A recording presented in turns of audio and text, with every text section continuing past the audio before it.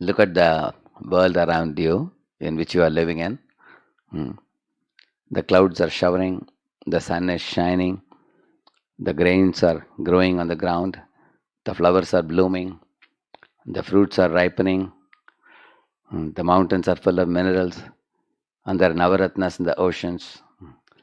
And all these things are happening around you, and we are mere observers.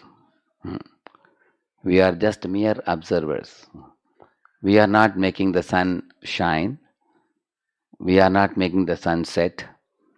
We are not bringing the rains. We are not making the flowers blossom. We are not ripening the fruits.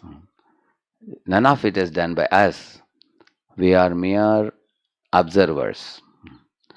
Not only are we observers, we are totally dependent on these items which I told you. Without the sunshine, we will perish. Without the ocean water, saltish water converted into sweet waters by the rain shower, without that sweet water, we will perish.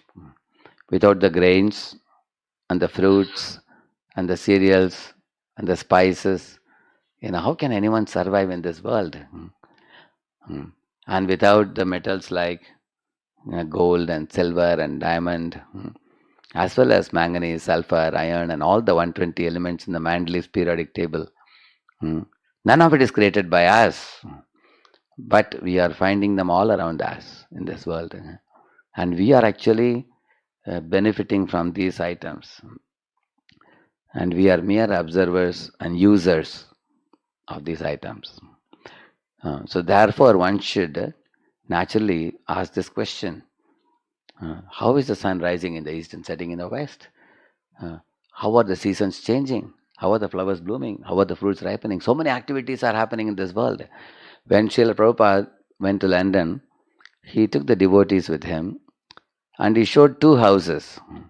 He said, "Look at this house," he said. All the devotees looked there, and the light was on, the garden was neatly trimmed, and the leaves which fell from the tree were all swept away. There was no dust or dirt, and the house appeared to be well kept. And on the other side, he showed another house where uh, they saw that glass had broken, and it was very sandy, that the plants and trees were all unkempt, there was no light on, the house appeared to be practically dead. So Prabhupada asked, what is the difference between this house and this house? The devotee said, Prabhupada, this house is very kriyashil, very active. It's very lively. We can confidently say there is some resident in this house. And this house is dead. Practically, the people have locked up the house and gone far away. There's nobody living in this house. And then Prabhupada asked, what do you think about the universe in which you live in? Is it a lively universe like this house, or is it a dead universe like that house? Hmm. Then all of them unanimously agreed it's a very lively universe, because there are so many things happening in this universe all around us, and we are not doing them. Like I told you about the cloud shower, the sun shines, the grains grow, the flowers bloom, and all that I told you. They said it's very, very active universe around us. We are watching, and we are dependent on the universe for all the facilities and amenities that we are taking. Hmm.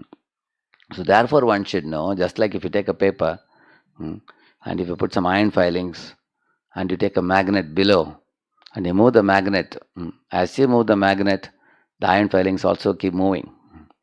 Similarly, we are seeing the movements of many things happening, but we don't know who is the magnet behind, who is causing all these movements in this world, who is causing everything to happen. One should think about it. Once a mother was walking with a small boy, son. So son asked the mother, Mom, look at that puppet. How beautifully it's moving the hands and legs. Is it moving by itself?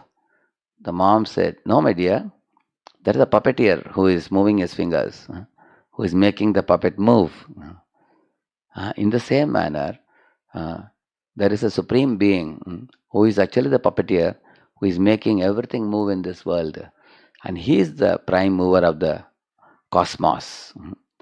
The word cosmos means a harmonious, systematic, orderly universe. This is actually the Oxford Dictionary meaning of the word cosmos. It's an orderly, systematic, harmonious universe. It is thoroughly organized, well organized, not by us. There is a great giant brain behind this universe, about which we will learn today, the ultimate genius behind this universe, who is actually orchestrating the universe, who is making the universe function very beautifully. And now we will enter this session to see it. You can show this.